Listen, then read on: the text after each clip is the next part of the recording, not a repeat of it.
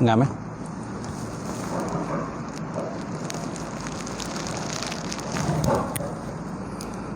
Baik. Kita mulakan kuliah Maghrib pada malam ini dengan sama-sama membaca Alkitab ila hadratin Nabi Muhammad Mustafa Rasulullah sallallahu alaihi wasallam wa ala al-kiram wa ashabil izam. Insya'Allahumul Fatihah. A'udzubillahi minasyaitonir rajim. Bismillahirrahmanirrahim. Alhamdulillahirabbil alamin. Ar-Rahmanir Rahim. Maliki yaumiddin. Iyyaka na'budu wa iyyaka nasta'in. Ihdinas siratal mustaqim. Siratal ladzina an'amta 'alaihim ghairil maghdubi 'alaihim waladdallin. Amin.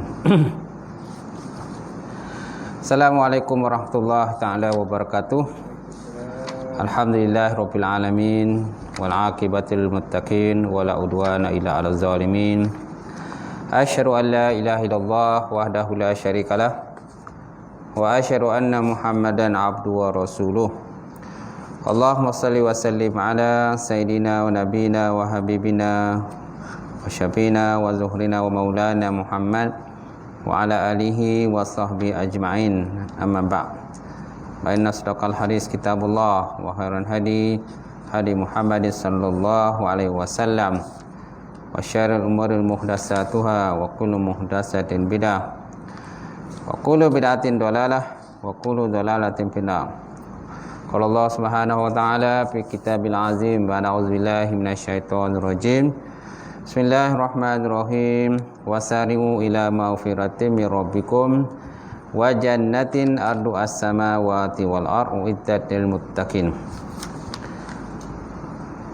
Sadaqallahul azim. Maksudnya, segeralah kamu menuju kepada keampunan Allah Subhanahu wa taala dan syurga yang dijanjikan luasnya antara langit dengan bumi yang disediakan kepada orang-orang yang bertakwa kepada Allah Subhanahu wa taala. Waqala Nabi sallallahu alaihi wa ala alihi wa sahbihi wa baraka wasallam, la yu'minu ahadukum hatta hawahu tab'an lima ji'tu bih.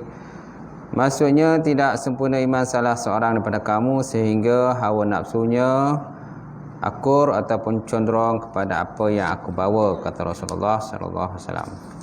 Ya hormati fadil tuan imam kita, tak lupa juga tuan Bilal kita, kemudian tuan Siak, pengerusi masjid, jawatan kuasa masjid, sidang jemaah muslimin muslimat rahimahullah taala.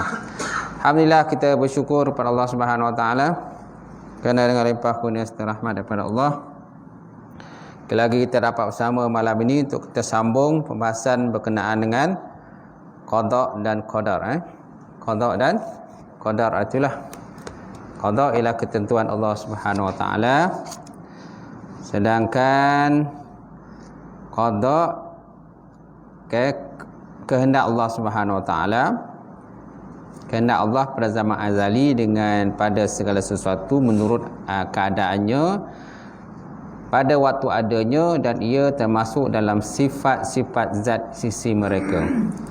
Sedangkan qadar ialah penciptaan Allah atas segala sesuatu menurut ukuran yang telah ditentukan oleh Allah Subhanahu wa taala dan rupa yang telah ditentukan sebagaimana yang dikehendaki oleh Allah Subhanahu wa taala. Ini pada pandangan jumhur ulama Asy'ariyah yang dipelopori oleh Imam Abu Hasan Asy'ari.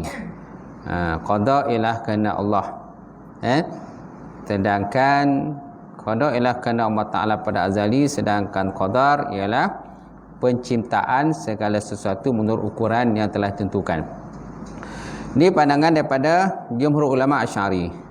Sedangkan jumhur ulama Maturidi yang diasaskan oleh Imam Abu Mansur Maturidi, di mana mereka berpendapat bahawa qada ialah Allah Ta'ala menjadikan sesuatu serta menambah keelokan dan kekukuhan pada yang telah dijadikan. Sedangkan qadar ialah itu Allah Ta'ala menentukan pada azali tiap-tiap makhluk menurut ketentuannya, yang dilihat pada makhluk waktu diadakannya pada segi kebaikan dan keburukan, manfaat dan juga mudarat. Sebenarnya ada khilaf lah di segi ulama Asy'ari dan juga Maturidi berkenaan dengan definisi ataupun takrif berkenaan dengan qada dan qadar. Baik. Hari itu kita pun dah bahas panjang lebar berkenaan dengan qada dan qadar ini. Cuma pada malam ini kita nak menambah sedikit lagi berkenaan dengan pembahagian martabat. Malam ini kita lihat martabat takdir ataupun qada. Martabat takdir terdapat 4 martabat. Pertama martabatul ilmi. Maknanya penetapan ilmu Allah Subhanahu Wa Taala tetap sejak daripada azali. Penetapan ilmu Allah Taala sejak daripada azali. Ini martabat takdir yang pertama, martabatul ilmi. Ilmillah, martabat ilmu Allah Subhanahu Wa Taala. Sesuai dengan firman Allah Taala dalam Quran, Allahul ladzi khalaqas sab'a samawatin wa minal ardi mislahunna yatanazzalul amra bainahunna lita'lamu annallaha ala kulli syai'in qadir wa annallaha qad ahata bikulli syai'in ilma. Maksudnya Allah Ta'ala menciptakan 7 petak langit dan bumi, begitu juga di tengah-tengah semuanya turunlah perintah Allah Subhanahu Wa Ta'ala supaya kamu mengetahui dan bahawa Allah Ta'ala itu berkuasa di atas segala sesuatu, dan bahawa pengetahuan Allah Ta'ala itu meliputi segala sesuatu. Dan pengetahuan Allah itu meliputi segala sesuatu. Wa anna Allah qad ahata bikulli syai'in ilma. Dan bahawa pengetahuan Allah Ta'ala meliputi di atas segala sesuatu. Ini nak menyatakan pada kita segala sesuatu itu semuanya telah berada dalam ilmu Allah Subhanahu Wa Taala. Perkara yang telah berlaku, akan berlaku dan sedang berlaku, itu semuanya berada dalam ilmu Allah Subhanahu Wa Taala. Martabatul ilmi lillahi ta'ala, martabatul ilmillah. Yang kedua, martabat al-kitabah. Martabatul kitabah. Apa maksud dengan martabatul kitabah? Iaitu segala sesuatu yang tercatat di Lauh Mahfuz. Segala sesuatu yang tercatat di Lauh Mahfuz. Pada waktu ini kedudukan takdir itu belum putus. Dia kata, pada waktu ini kedudukan takdir itu belum putus. Artinya masih boleh menerima perubahan. Istilah lainnya ialah takdir mu'allaq. Maknanya takdir lagi belum putus lagi lah. Boleh lagi diubah dengan cara contohnya usaha, berdoa kan, dengan memohon hajat sesuatu kepada Allah Subhanahu Wa Taala, hindarkan daripada balak dan sebagainya. Ini merupakan daripada usaha-usaha makhluk. Itu dikatakan sebagai martabatul kitabah, segala sesuatu yang tercatat di Lauh Mahfuz. Pada waktu ini kedudukan takdir belum putus, artinya masih menerima perubahan, yang dinamakan sebagai takdir mu'alih. Allah Ta'ala menyebut dalam Quran, yamhullahu ma yasha' wa yusbit wa indahu umul kitab. Maksudnya Allah Ta'ala menghapuskan apa yang dikehendakinya dan menetapkan apa yang dikehendakinya, dan pada sisinya terdapatnya umul kitab, ibu kitab.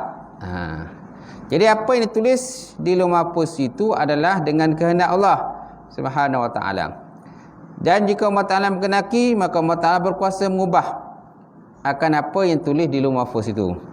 Dan juga takdir ini boleh berubah dengan doa dan juga perbuatan-perbuatan yang baik. Oleh itu semuanya adalah kehendak Allah Subhanahu Wa Ta'ala. Sabda Rasulullah sallallahu alaihi wa ala alihi wasallam, la yarudu qada illa du'a wa la yazidu fil umri illa al birru. Tiada yang boleh menolak takdir melainkan dengan doa, dan tidak ada yang boleh menyangkan umur kecuali dengan melakukan perbuatan yang baik, amalan-amalan yang baik. Ini nak menyatakan pada kita bahawa kedudukan dalam Lauh Mahfuz itu masih lagi boleh diubah. Kemudian Rasulullah sallallahu alaihi wasallam juga pernah bersabda, bukan Rasulullah bersabda, ini kata-kata ulama Imam Bajuri dalam kitab Tuhfatul Murid Syarah Jawharat Tauhid. Dia nyatakan bahawa umul kitab huwa aslul luh mahfuz wa huwa ilmuhullah ta'ala allazi la mahwa fihi wala isbat. Wa amma luh mahfuz fal haqqu qabul alaihi lil mahwi wal isbat. Maksudnya tuan-tuan, umul kitab iaitulah asal daripada luh mahfuz, iaitulah ilmu Allah Subhanahu Wa Taala yang tidak boleh menerima penghapusan dan tidak menerima penetapan. Adapun luh mahfuz sebenarnya menerima penghapusan dan penetapan. Berbezalah. Sesuatu dalam ilmu Allah Taala, satu benda tak boleh diubah lagi. Sesuatu yang di luh mahfuz boleh lagi menerima perubahan. Berdasarkan kepada kata-kata daripada Imam Bajuri ini dalam kitab Tuhfatul Murid Syarah Jawharat Tauhid yang banyak digunakan pakai oleh para ulama dalam mazhab Ahlussunnah wal Jamaah ini, akidah Ahlussunnah. Dia kata umul kitab huwa aslul luh mahfuz wa huwa ilmuhullah ta'ala allazi la mahwa fihi wala isbat. Ilmu umul kitab iaitu asal luh mahfuz itu, iaitulah ilmu Allah Ta'ala yang tidak boleh menerima penghapusan dan tidak boleh menerima penetapan. Sedangkan luh mahfuz fal haqqu qabul, maka hak baginya itu boleh menerima penghapusan dan juga boleh menerima penetapan. Jadi masalah qada dan qadar tidak ada yang boleh mengubah apa yang telah tertulis di luh mahfuz itu, kecuali dengan boleh mengubahnya dengan doa dan amalan kebajikan, sesuai dengan apa yang saya sebutkan tadi, di mana Rasulullah sallallahu alaihi wasallam bersabda, la yarutu qada illa du'a wa la yazidu fil umri illa al-birru.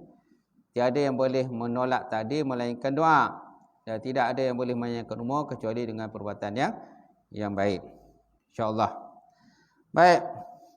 Kemudian Rasulullah SAW juga pernah menyebut dalam sepotong hadis, man ahabba ayyabsuta lahu fi rizqihi wa yunsa'alahu fi asrihi falyasil rahimahu. Rawahul Bukhari wal Muslim. Sesiapa yang suka luas rezekinya dan lambat sampai ajalnya, hendaklah dia menghubungkan silaturahim. Siapa yang suka rezekinya itu luas dan lambat ajalnya, mana lambat kematiannya, maka falyasil rahimahu, maka naklah dia menghubungkan silaturahim. Semaknanya silaturahim itu salah satu kaedah lah, supaya umur kita ni bertambah. Rezeki kita bertambah, umur kita bertambah juga. Baik, tadi ada dua martabat. Martabat takdir. Pertama, martabat ilmu Allah Ta'ala, martabatul ilmillah. Yang kedua, martabatul kitabah. Yang ketiga, martabatul masyiah an-nafizah.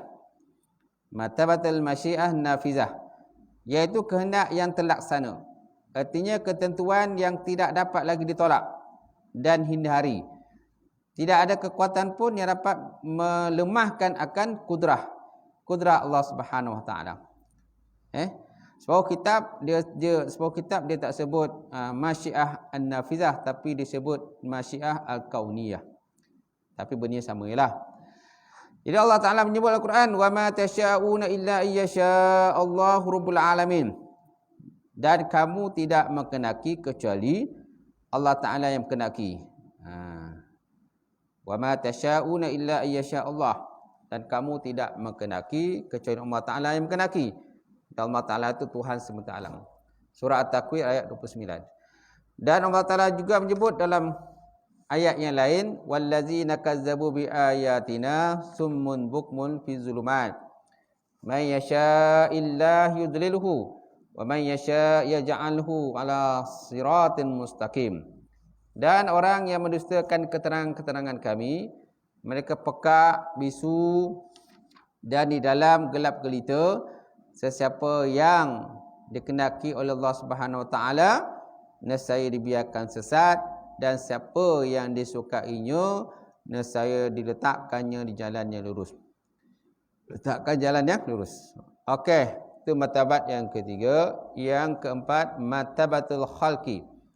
Martabatul khalqi ataupun martabat makhluk ataupun kejadian. Maksudnya pengakuan yang kukuh bahawa sesungguhnya Allah Ta'ala yang telah mewujudkan sesuatu. Sesungguhnya dialah yang mengetahui segala hikmah yang berlaku dalam kejadian terdapat di alam ini. Sebagaimana firman Allah Subhanahu wa taala dalam Quran, "Qul man rabbus samawati wal ard? Qulillah. Qul afattakhastum min dunihi awliya'a la yamlikuna li anfusihim naf'an wala darra. Qul hal yastawil a'ma wal basir am hal yastawil zulubatu wan nur am ja'alu lillahi syuraka'a khalaqu ka khalqihi fatashabahul khalqu alaihim qulillahul khaliqu kulli syai'in wa huwa wahidul qahar." Maksudnya tuan, maksudnya siapakah Tuhan langit dan bumi? Katakanlah siapa Tuhan langit dan bumi? Katakanlah mengapa kamu ambil selain daripada Tuhan sebagai pemimpin yang tidak berkuasa terhadap dirinya sendiri mengadakan kebaikan dan bahaya. Katakanlah adakah sama orang yang buta dengan orang yang boleh melihat? Katakanlah adakah sama orang yang gelap dengan terang? Adakah sama gelap dengan terang? Ataukah mereka membuat sekutu kepada Allah yang boleh menciptakan seperti ciptaan Tuhan, sehingga kedua ciptaan itu serupa dengan pandangan mereka? Katakanlah Allah Ta'ala itu pencipta segala sesuatu dan dia maha kuasa lagi maha perkasa. Dia maha esa lagi maha perkasa. Surah Ar-Ra'd ayat 16. Kemudian Allah Ta'ala juga menyebut Al-Quran, "Ya ayuhan nas kuru ni'matallahi 'alaikum hal min khaliqin ghairullah yarzuqukum minas sama'i wal ard la ilaha illahu fa anna tu'fakun." Maksudnya, wahai manusia, ingatlah kurniaan Allah Ta'ala kepadamu. Adakah yang dapat menciptakan selain daripada Allah Subhanahu Wa Ta'ala dan yang berikan rezeki kepadamu di langit dan bumi? Tiada Tuhan selain dia. Bagaimana kamu dapat berpaling? Ini martabat khalqi, kan? Martabat penciptaan, kan? Ataupun martabat kewujudan makhluk yang telah pun diciptakan oleh Allah Subhanahu Wa Ta'ala. Semua ada martabat, ada 4 martabat takdir ini, iaitu yang pertama tadi itulah martabat ilmullah, martabat ilmu Allah Subhanahu Wa Ta'ala yang tak boleh diubah lagi. Yang kedua martabat kitabah, boleh ubah. Martabat luh mahfuz. Kitabah tu maksudnya luh mahfuz lah. Maknanya boleh berubah dengan usaha amalan soleh, dengan doa dan sebagainya. Yang ketiga, martabatul nasyi'ah an-nafizah, martabat yang telah tembus. Ada kehendak Allah Ta'ala yang telah berlaku, yang telah tembus. Yang mana tak boleh kita buat apa lagi. Kalau benda Allah Ta'ala dah takdirkan berlaku, maka akan terus berlaku. Ma tasya'una illa iyyasha'u rabbul alamin. Dan kamu tidak menkenaki kecuali Allah Ta'ala yang menkenaki. Walaupun zahiriatnya kita yang menkenaki, kita nampak macam kita yang usaha kan, kita yang buat. Kita yang menkenaki suatu benda kita nak buat. Tapi hakikat sebenarnya siapa? Iaitulah Allah Subhanahu Wa Ta'ala. Dan yang keempat itulah martabatul khalqi, martabat yang kukuh bahawa sungguh Allah Ta'ala yang mewujudkan segala sesuatu tadi. Itu dah katakan 4 martabat. Masya-Allah. Seluruhnya tuan-tuan, kita lihat berkenaan dengan golongan-golongan yang tidak percaya kepada qada dan qadar macam mana. Bagaimana golongan tidak percaya pada qada dan qadar? Baik. Di sini kita lihat ada beberapa pengecualian. Baik, ada satu hadis daripada Rasulullah sallallahu alaihi wasallam daripada Abi Sa'id Al-Khudri menceritakan bahawa ketika dia duduk di hadapan baginda Rasulullah sallallahu alaihi wasallam, tiba-tiba datang seorang lelaki Ansar, penduduk negeri Madinah. Lalu dia bertanya kepada Rasulullah sallallahu alaihi wasallam. Apa dia tanya kepada Rasulullah? Ya Rasulullah, inna nusibu sabiyan wa nuhibbul mal. Kaifa tara fil azal? Kaifa tara fil azal? Faqala Rasulullah sallallahu alaihi wasallam, awa innakum taf'alu zalika la 'alaikum an taf'alu fa innahu laysat nasamatun kataballah an takhruja illa hiya kainatun rawahul Bukhari dalam kitab Fathul Bari. Maksudnya apa tuan-tuan? Wahai Rasulullah, kami mendapat tawanan dalam peperangan. Kami mendapat tawanan peperangan. Dan ada di kalangan tawanan itu ialah golongan-golongan wanita. Golongan wanita yang menjadi tawanan perang. Dan kami juga memerlukan harta. Bagaimana pendapat engkau kalau dilakukan azal? Bagaimana pendapat engkau ya Rasulullah kalau kami melakukan azal? Lalu Rasulullah sallallahu alaihi wasallam menjawab, apakah betul kamu berbuat begitu? Maka Rasulullah berkata, tidak, jangan kamu berbuat begitu, kerana semuanya yang berjiwa yang telah ditakdirkan akan ada, pasti dia akan ada. Jadi apakah dikatakan azal tu kan? Azal ialah bersetubuh dengan wanita. Pada ketika air mani lelaki itu hendak keluar, lalu ditarik akan kemaluannya daripada kemaluan wanita tadi. Dan air maninya itu terbuang keluar. Air mani itu terbuang keluar. Itu dikatakan sebagai azal. Azal mana melakukan persetubuhan dengan tawanan tadilah. Tawanan perang tadi yang telah mereka miliki tadi. Kemudian sebabkan mereka konon dia tak nak anak lah. Mereka nakkan persetubuhan tapi tak nak anak. Mereka tak nak ada anak daripada hasil daripada persetubuhan tadilah. Dan mereka nakkan harta. Kan wanita pun termasuk dalam harta juga. Tapi mereka tak nak anak. Masalah dia. Jadi mereka melakukan azal. Menumpahkan air mani luar daripada rahim perempuan tadi. So macam mana?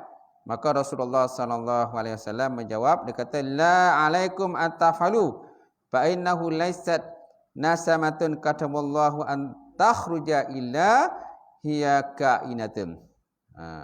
Rasulullah berkata, tidak, jangan kamu buat demikian, kerana kesemua yang berjiwa yang telah ditakdirkan akan ada, maka pasti dia akan ada.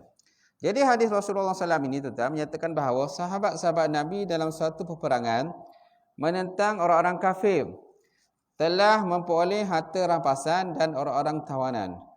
Antara orang-orang tawanan itu ialah golongan-golongan wanita. Jadi menurut hukum peperangan antara orang Islam dan orang kafir ketika itu, semua orang yang menang mendapat harta rampasan. Bukan saja harta benda yang berupa emas dan perak, tetapi juga wanita-wanita naklah diserahkan juga kepada pihak yang telah menang. Wanita-wanita juga menjadi tawanan perang lah.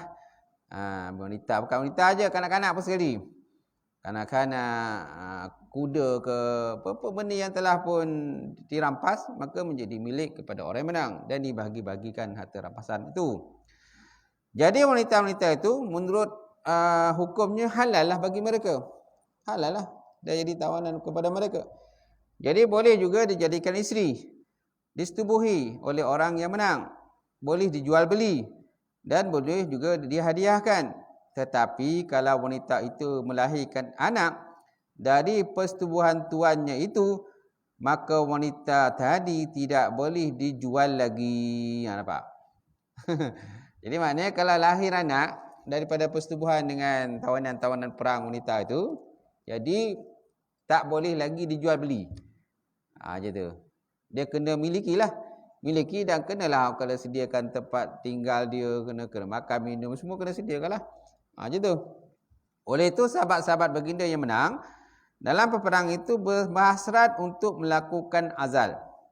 Lalu mereka bertanya kepada Rasulullah sallallahu alaihi wasallam, bolehkah mereka berbuat demikian? Jadi boleh tak buat begitu?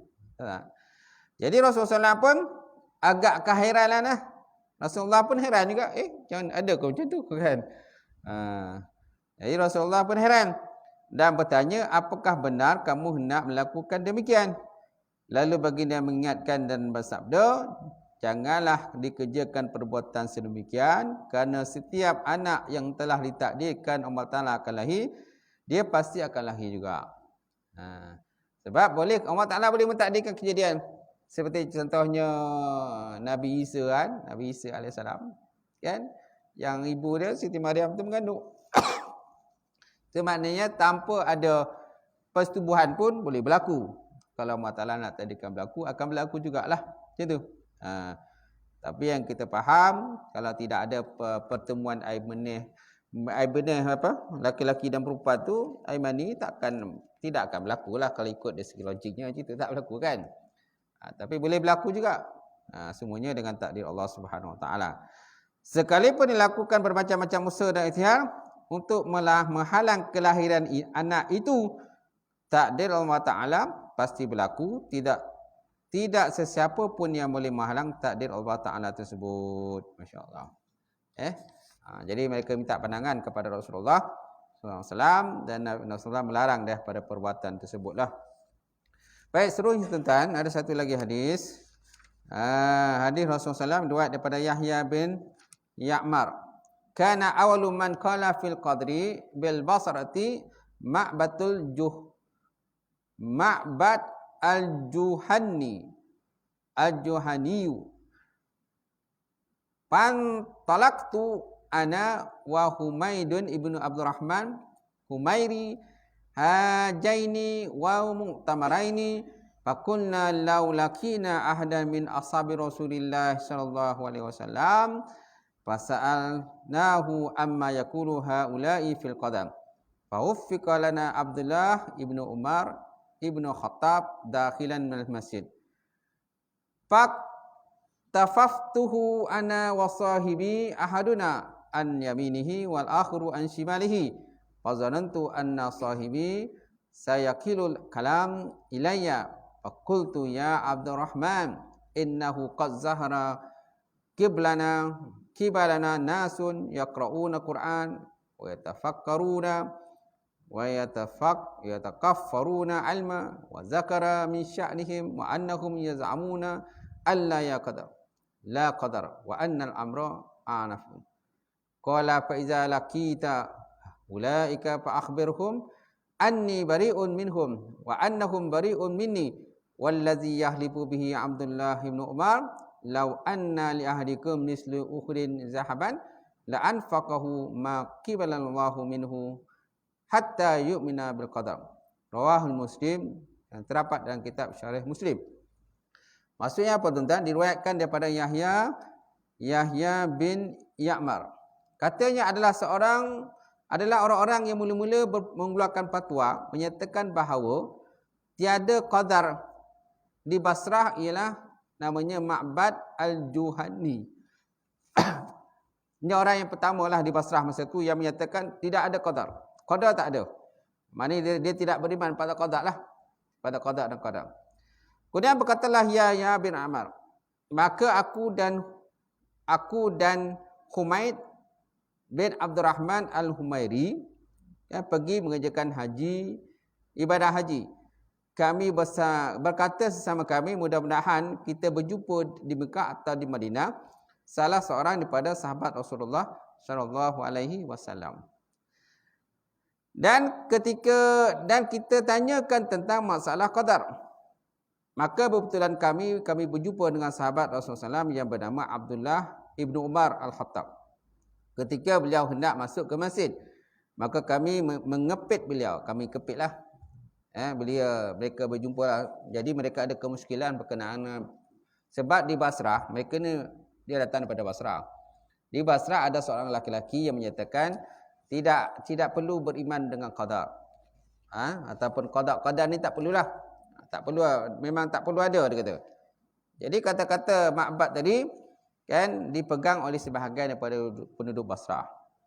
Jadi akhirnya ada di karangan orang-orang yang daripada Basrah, mereka datanglah ke Madinah. Madinah, carilah sahabat-sahabat Rasulullah SAW yang boleh mereka bertanya berkenaan dengan perkara beriman dengan qada dan qadar ini. Lalu akhirnya mereka berjumpa dengan Abdullah bin Umar al-Khattab. Ketika mana Abdullah bin Umar masa itu dia nak pergi ke masjid. Lalu sahabat tadi yang datang dari Basrah tadi ipitlah dia. Kepitlah dia kan, kiri kanan macam tu. Seorang di kanan dan seorang di kiri. Aku lihat ada tanda-tanda bahawa aku, kata Yahya tadi, akan menjadi juru cakap. Jadi antara yang terlibat tadi Yahya bin Ya'mar tadi. Yahya bin Ya'mar, dan juga seorang lagi Humaid bin Abdurrahman Al-Humairi. Jadi dua tadi ipitlah Abdullah bin Umar tadi. Dan masing-masing bercadang untuk menjadi juru cakap kepada yang satu lagi. Lalu Yahya bin Ya'mar tadi pun berkatalah, wahai Abu Abdurrahman, gelaran kepada Abdullah bin Umar tadi. Di negeri kami, dia kata, ada seorang yang pandai membaca Quran dan sangat mendalam akan ilmu pengetahuannya. Mereka mengatakan tidak ada takdir Allah Ta'ala, semua perkara berlaku itu tanpa takdir. Dan tidak ada ilmu Allah Ta'ala tentang sesuatu yang berlaku itu sebelumnya. Maka Abdullah bin Umar Ibn Khattab pun berkata, kalau kamu berjumpa dengan orang itu, katakanlah kepada mereka bahawa aku berlepas diri daripada mereka. Mana aku berlepas diri daripada Ma'bad tadilah. Ma'bad yang tak percaya pada takdir tadilah. Macam tu. Jadi kemungkinan di Basrah masa tu mungkin kekurangan ulama ataupun yang cerdik pandai yang boleh menjawab persoalan tadi. Jadi akhirnya mereka datanglah ke Mekah ataupun Madinah untuk mengerjakan haji. Jadi akhirnya mereka bertanyalah kepada Abdullah bin Umar, salah seorang daripada sahabat Rasulullah sallallahu alaihi wasallam yang masih hidup masa itu. Sedangkan kemungkinan Rasulullah dah wafat dalam masa itu. Jadi akhirnya tuan, apa jawapan daripada Abdullah bin Umar? Dia kata, kalau kamu berjumpa dengan orang itu, mana Ma'bad tadi, katakanlah kepada dia bahawa aku berlepas diri daripada dia. Dan mereka berlepas diri daripada aku. Dan Abdullah bin Umar kemudian bersumpah, kalaulah orang-orang itu membelanjakan, mana bersedekah emas sebesar bukit Uhud sekalipun, Allah Ta'ala tidak menerima daripadanya sehingga dia percaya kepada takdir Allah Subhanahu Wa Ta'ala. Jadi nak nyatakan kepada kita ni tentang beriman kepada takdir Allah. So maknanya nak tak nak tak boleh lagi kita daripada perkara tersebut lah.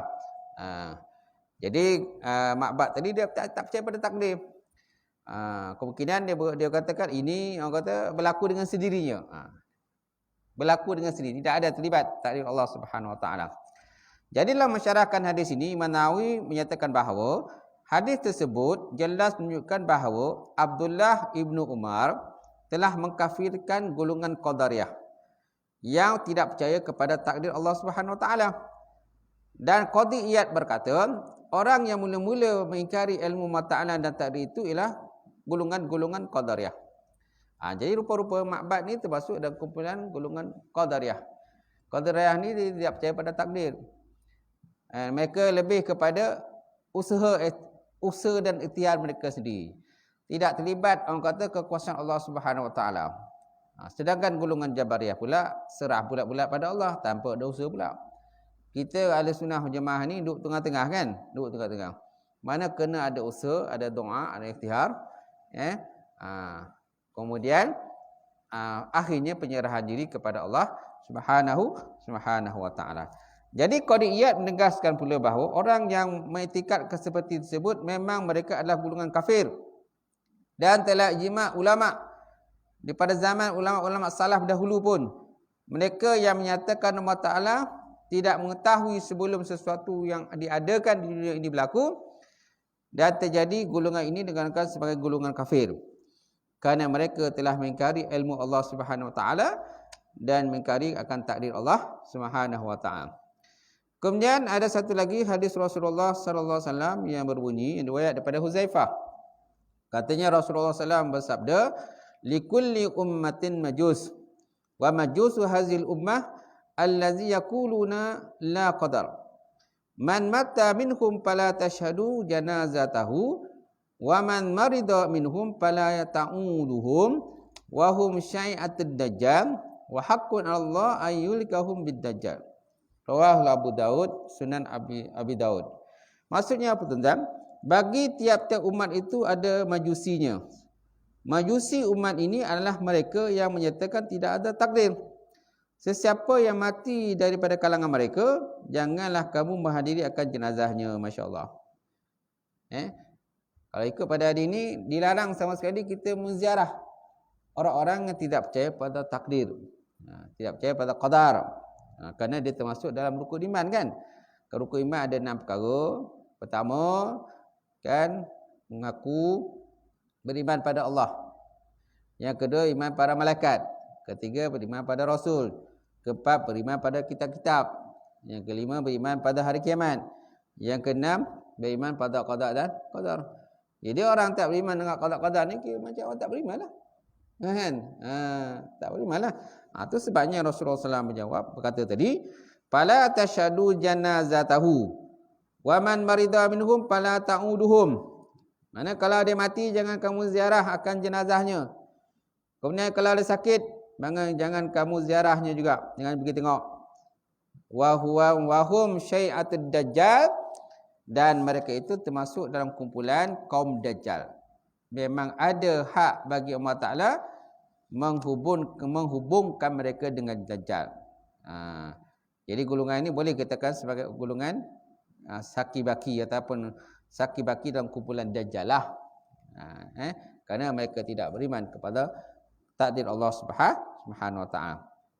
Jadi mengenai masalah qadar ataupun takdir Allah Ta'ala, memang ada antara orang-orang qadariyah ni yang menyatakan semua perkara yang berlaku dan terjadi semua adalah dengan perbuatan makhluk, bukan takdir daripada Allah Subhanahu Wa Ta'ala.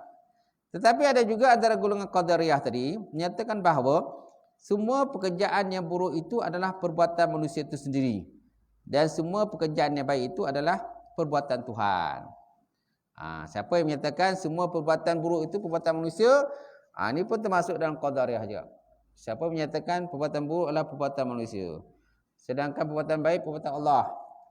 Yang baik daripada Allah, yang buruk daripada diri sendiri, kan? Kan biasa kita dengar itu. Ini juga boleh masuk dalam kumpulan qadariyah. Kan? Tapi macam mana nak cakap, Ustaz? Kita kena tambahlah.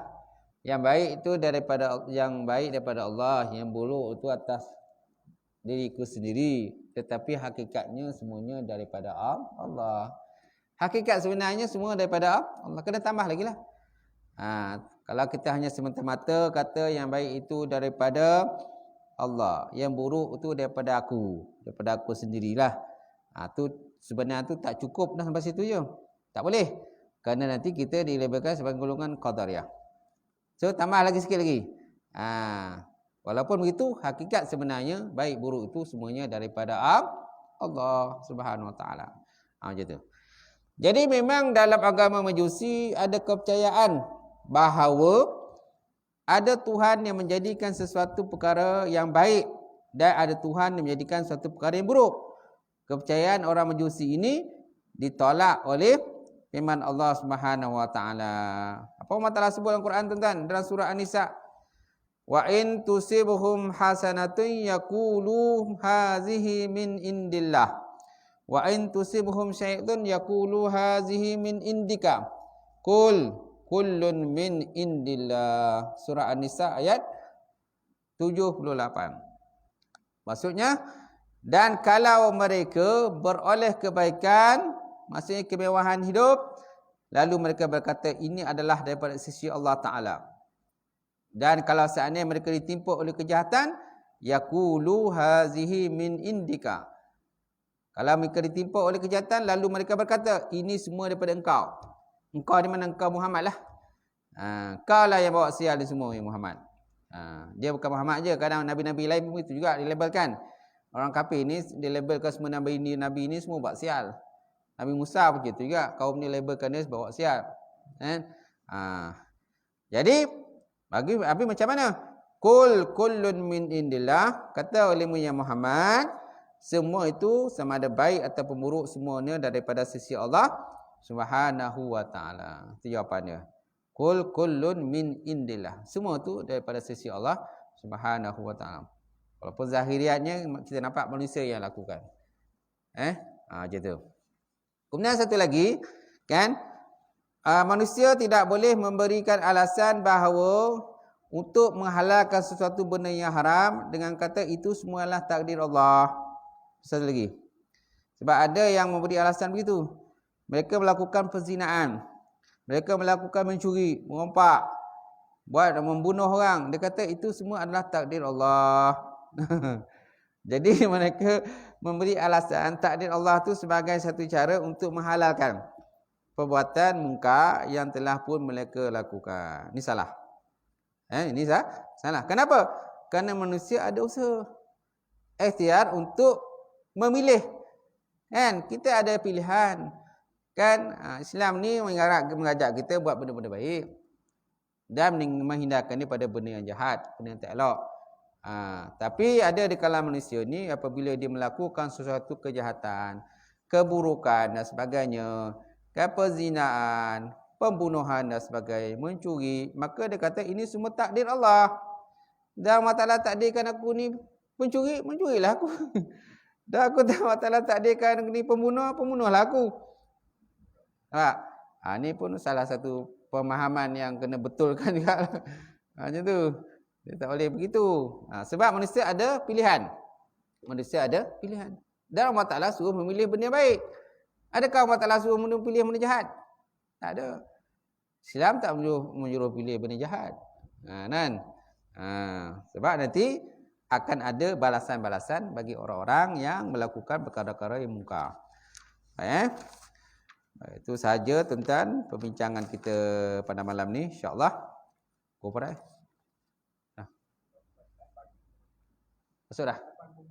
Sudah.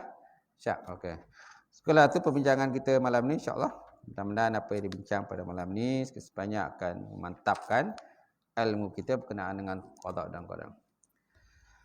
Baik, saya buka persoalan kalau ada. Ada tak pertanyaan?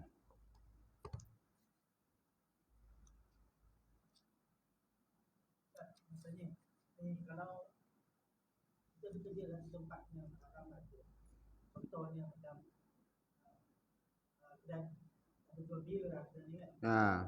Adakah itu takdir yang kita bilang tidak betul? Itu yang salah tu macam tadilah. Kan? Dia kata dia dah takdir Allah Ta'ala aku kerja kat sini. Maka redailah. Redailah dengan takdir Allah Ta'ala ni. Mungkin tempat lain dah tak ada lah. Salah lah tu. Salah lah tu sebab tempat lain banyak lagi.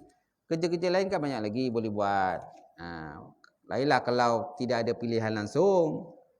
Tak ada pilihan memang tu je pekerjaan dia. Lain tak ada. Masalah sekarang ni dalam konteks kita macam di Malaysia ni banyak lagi kerja-kerja lain yang boleh buat. Kan? Hatta kalau kita cari kayu api pun jual pun kat pasar pun ada juga orang beli tak? Ada juga orang beli. Hatta kalau kita cari pucuk paku sekalipun, kita jual kat tepi jalan pun masih lagi ada orang nak beli kan. Apa masalah dia? Banyak cara-cara dan kaedah-kaedah yang boleh lagi guna pakai untuk kita supaya jangan termasuk dalam kumpulan tadilah. Sebab ada orang kadang bagi alasan begitu, dia kata tak ada kerja lain kata. Tu aja kerja yang lain. Ada. Tu yang ada buat bantahan tu. Bila kerajaan nak orang kata bekukan lesen sebabkan masalah insiden kan. Insiden kan orang mabuk kan banyak. Dia langgar orang sampai mati kan disebabkan mabuk ni. Jadi tu yang kerajaan bekukan lesen-lesen ni. Jadi yang mengusahakan pusat-pusat macam tadi, mengusahakan tempat-tempat karaoke apa kat situ kan ada. Jadi seolah macam menutup pintu rezeki mereka lah. Menutup pintu rezeki. Jadi kalau saat ni arak-arak ni, kilang-kilang arak ni ditutup, lesen-lesen arak dibekukan, pusat-pusat perjudian tak benar beroperasi. So, orang tak ada kerja lah. Tak ada kerja lah. Jadi mereka buat alasan begitulah. Jadi banyak nanti orang akan mengganggu. Ni alasannya tak boleh terima pakai lah. Macam tu. Seolah macam tu je kerja ada, tak ada kerja lain. Sedangkan kat Malaysia ni melambat kerja. Betul tak? Kita tengok kalau pendatang-pendatang datang ke Malaysia ni. Malah mereka jadi lagi kaya daripada kita lagi. Bawa duit balik ke Indonesia. Berpuluh ribu lah duit buat rumah kat sana dan sebagainya. So siapa kata kat Malaysia tak ada kerja? Kan? Kerja. Yang tak ada kerja ni orang malas je. Gitu. Malas. Motong getah pun boleh kan? Motong getah, kutik kelapa sawit pun okey. Ada juga kerja kan?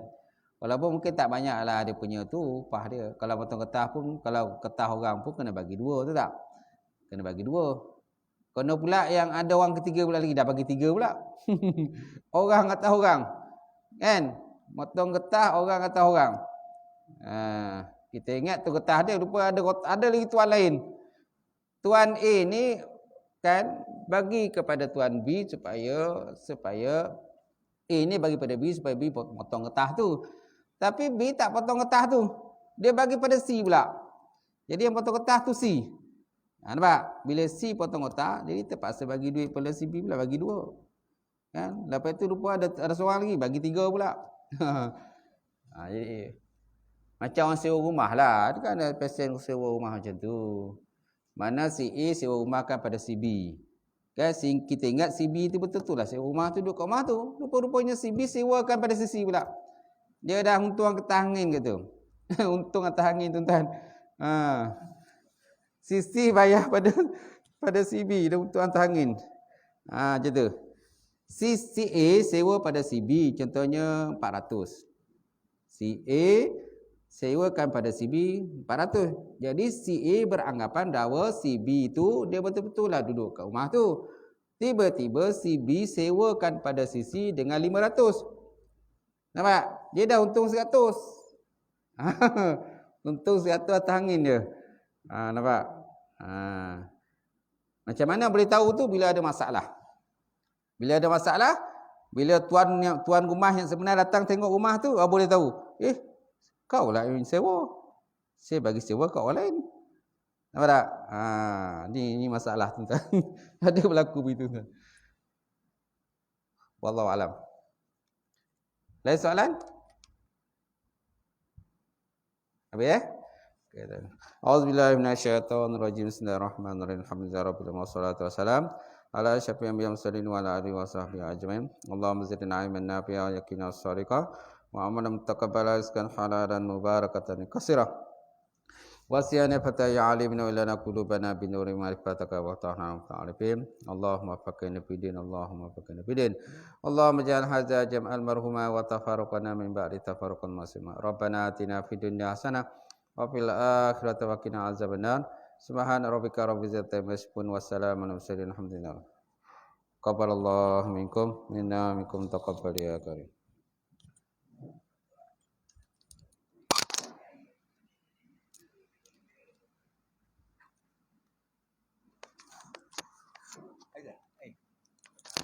Sikit je lah. Kalau tak minum sangat.